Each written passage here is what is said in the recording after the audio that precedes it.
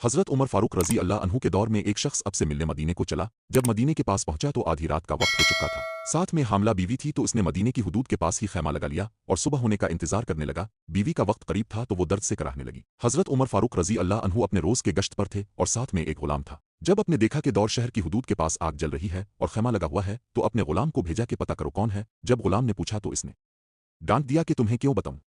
अब गए और पूछा तो भी नहीं बताया। अपने कहा कि अंदर से कराहने की आवाज़ आती है, कोई दर्द से चीख रहा है, बताओ बात किया है। तो इस शख्स ने बताया कि मैं अमीर अल-मोमिनीन हज़रत उमर फारूक से मिलने मदीना आया हूँ। मैं गरीब हूँ, रात ज्यादा है तो खैमा लगाया है और सुबह होने का इंतजार कर रहा हूँ। बीवी उम्मीद से है और वक्त करीब आन पहुंचा है तो अब जल्दी से पलट कर जाने लगे कि ठहरो मैं आता हूँ। आप अपने घर गए और फौरन अपनी ज़ौजा से मुखातिब हुए, कहा कि अगर तुम्हें बहुत बड़ा अजर मिल रहा हो तो ले लोगी।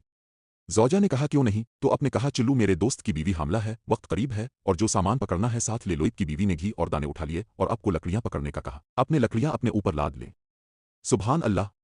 ये किसी काउंसलर नाजिम MPAMNA का नहीं बल्कि ये इसका जिक्र हो रहा है दोस्तों जो कि 22 लाख मुरब्बा मील का बादशाह है, जिसके कवानीन आज भी चलते हैं, जो उमर फारूक आजम है। जब वो लोग वहां पहुंचे तो फौरन काम में लग गए। वो शख्स ऐसे हुक्म चलाता जैसे अब शहर के कोई चौकीदार गुलाम है। कभी पानी मांगता तो अब दौड़े दौड़े पानी देते, कभी परेशानी में पूछता कि तेरी बीवी को ये काम आता भी है तो अब जवाब देते। जबकि इसको क्या पता कि अमीर अल-मोमिनीन हज़रत उमर फारूक खुद हैं। जब अंदर बच्चे की विलादत हुई तो आपकी ज़ौजा ने आवाज़ लगाई, या अमीर अल-मोमिनीन बेटा हुआ है। तो अमीर अल-मोमिनीन की सदा सुनकर इस शख्स की तो जैसे पांव तले ज़मीन निकल गई और बेइख्तियार पूछने लगा, क्या अब ही उमर फारूक अमीर अल-मोमिनीन है? आप उमर है वही जिसके नाम से कैसर ओ कसर काम पे? आप वही वाले उम्र हैं जिसके बारे में हज़रत अली ने कहा कि आपके लिए दुआ करता हूं और जिसको रसूल अल्लाह सल्लल्लाहु अलैहि वसल्लम ने दुआ मांगकर इस्लाम के लिए मांगा, वही वाले ना। आपने कहा हाँ हाँ मैं ही हूं। इसने कहा कि एक गरीब की बीवी के कामकाज में आपकी बीवी खातून अव्वल लगी हुई है और धुएं के पास अपने अपनी दाढ़ी लपेट ली और मेरी खिदमत करते रहे।